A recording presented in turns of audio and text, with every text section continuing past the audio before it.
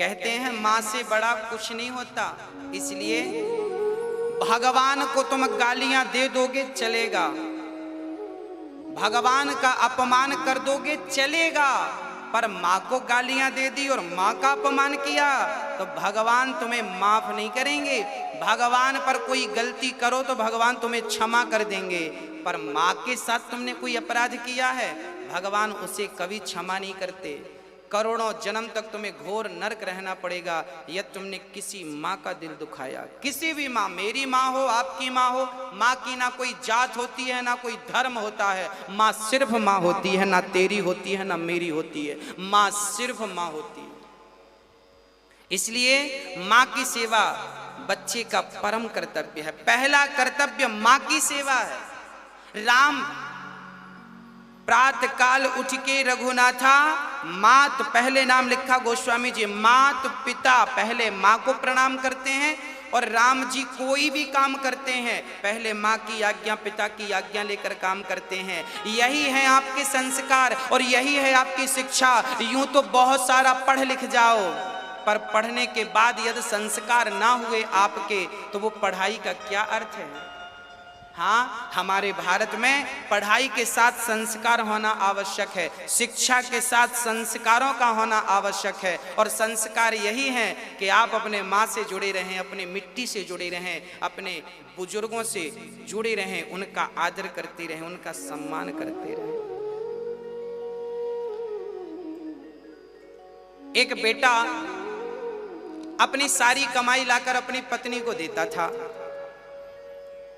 एक दिन उसकी माँ का फोन आ गया, बेटा बीमार हो गई हूं, थोड़ा दवाई के पैसे चाहिए, और आज ही सैलरी आई थी, 25,000 रुपए आए। 25,000 पति ने पत्नी को दे दिया।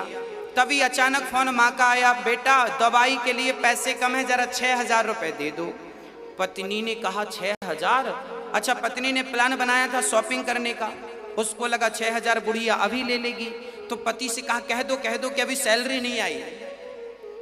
बेटे ने कहा माँ सैलरी नहीं आई, आएगी तो दूंगा। अच्छा बेटा जल्दी देना, तबीयत बिगड़ रही है, दवाई खत्म हो गई है, नहीं खाऊंगी तो कुछ भी हो सकता है।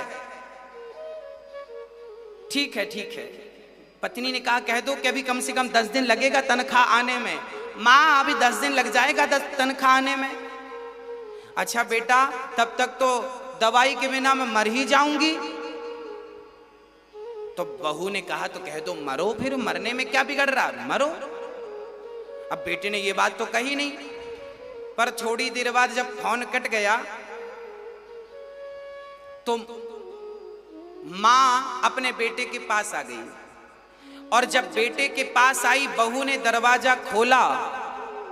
हाँ 2 दिन तो रह लिया, 4 दिन तो रह लिया, जब तबीयत ज्यादा बिगड़ने लग गई, दवाई के बिना तबीयत बिगड़ने लग गई, तो माँ रिक्शा पकड़ के बेटे के घर आई। और जब बेटे के घर आई दरवाजा खोला तो बहू ने दरवाजा खोला, और बहू जब दरवाजा खोली तो उस जगह कौन था जानते हैं? उस लड़की की अपनी ही माँ थी। माँ की ये हालत, माँ आपकी ये हालत कैसे हो गई? तब माँ ने कहा बेटा मैंने दामाद को फोन लगाया था, कहा था कि दवाई खत्म होगी। माँ वो आपका फोन था? हाँ हाँ बेटा मेरा ही फोन था। इन्होंने तो कहा माँ का फोन। पति से कहा क्यों जी आपने ये क्यों नहीं बताया कि ये हमारी माँ है? तब उसने कहा देख मैं तो माँ को माँ मानता हूँ, माँ तो तेरी हो या मेरी, माँ तो माँ होती है। अब वो लड़की बड़ी गिलानी में डूब गई कि राम राम, मैं अपनी माँ के लिए तो इतना रो रही हूँ पर इनकी माँ की मुझे कोई चिंता नहीं थी। आज रिश्ते इसलिए टूट रहे हैं कि लड़की अपनी माँ की तो फिक्र करती है पर अपनी सासू माँ की फिक्र नहीं करती। सासू माँ की फिक्र करने लग जाए ना तो वो घर घर नहीं रहेगा भक्तों, स्वर्ग बन जाएगा। आपके अच्छे संस्कार, आपके अच्छा विवेक, आपकी अच्छी बुद्धि से आप चाहें तो घर को स्वर्ग बना लें, और आप चाहें तो फिर नरक तो है ही। इसलिए बड़े कोई भी हो, बड़ों का आदर करिएगा। माँ मेरी हो या आपकी हो, बुजुर्ग कोई भी हो, बुजुर्गों का आदर करिएगा। ना जाने किस रूप में नारायण मिल जाए। भगवान कभी आएंगे ना आपके पास तो बड़े बुजुर्ग के रूप में ही आएंगे। आप जब उन्हें रोटी खिलाएंगे ना तो वो भगवान को तृप्त तृप्त कर देती है रोटी। जैसे माँ खाती है तो गर्भ के बच्चे के पेट में अपने आप चला जाता है, ऐसे जब आपकी माँ खाती है ना तो भगवान के पेट में अपने आप चला जाता है। भगवान डायरेक्ट कभी नहीं खाता, भगवान भी बड़ों के मुख से, माँ बाप के मुख से ही हर भोजन को स्वीकार करता है। इसलिए घर में भगवान बिठा रखे होंगे आपने, हाँ उनको तो भोग लगाते हो, पर खुद की माँ भूखी है कभी उसकी चिंता नहीं करते। इसलिए ये दास अनिरुद्ध ने ये वृद्ध माँओं के लिए वृद्धाश्रम बनवाना शुरू किया, ताकि आप अपने माँ बाप की सेवा नहीं करते, आपको बोझ लगती है आपकी माँ, कोई बात नहीं, आपको बोझ लगती है तो आप हमें दे देना,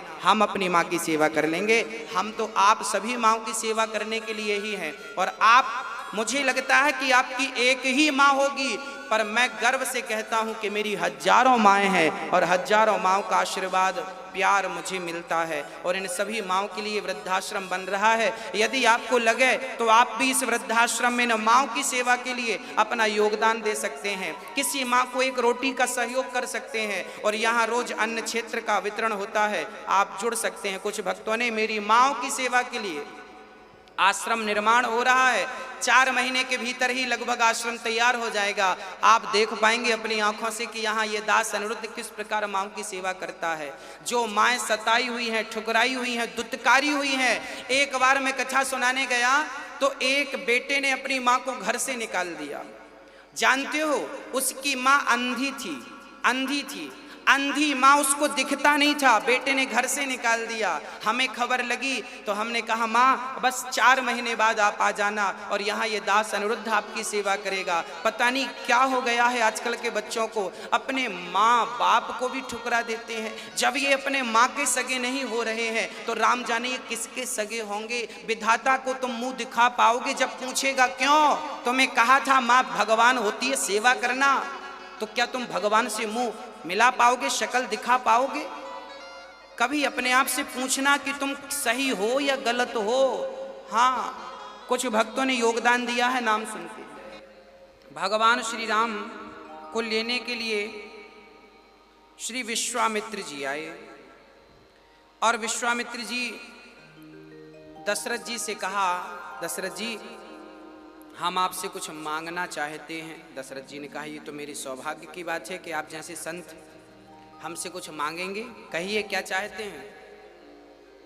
दशरथ जी ने पहले संत जी को भोजन कराया, प्रसादी पवाई और उसके बाद श्री विश्वामित्र जी ने कहा कि मैं आपसे आपके राम और आपके लक्ष्मण चाहता हूं। देखिए विश्वामित्र जी कितने अद्भुत संत हैं। दशरथ जी ने कहा कि आप जितना धन मांगेंगे दूंगा, जितनी पृथ्वी मांगेंगे दूंगा, अयोध्या का राज्य मांगेंगे दूंगा, मेरा शीश मांगेंगे दूंगा। पर जब श्री विश्वामित्र जी ने कहा कि मैं कुछ नहीं, मैं तो राम को चाहता हूं, वाह धन्य है, वही भगवान का भक्त है। जो भगवान के सिवा संसार की किसी वस्तु में मन ना लगाए वही भगवान का सच्चा भक्त कहा जा सकता है। जिसके सामने कई बार ना आप लोग लॉलीपॉप में फंस जाते हैं। आपको थोड़ा धन मिल गया, थोड़ा सा पद मिल गया, थोड़ी सी प्रतिष्ठा मिल गई, आपको लगता है बड़ी कृपा है भगवान की। ना, ये तो भगवान का लॉलीपॉप है। जब माँ अपने बच्चे को अपनी गोद से उतारना चाहती है ना तो लॉलीपॉप दे देती है, बच्चा उसे चूसने लगता है और माँ काम पे लग जाती है, काम कर लेती है।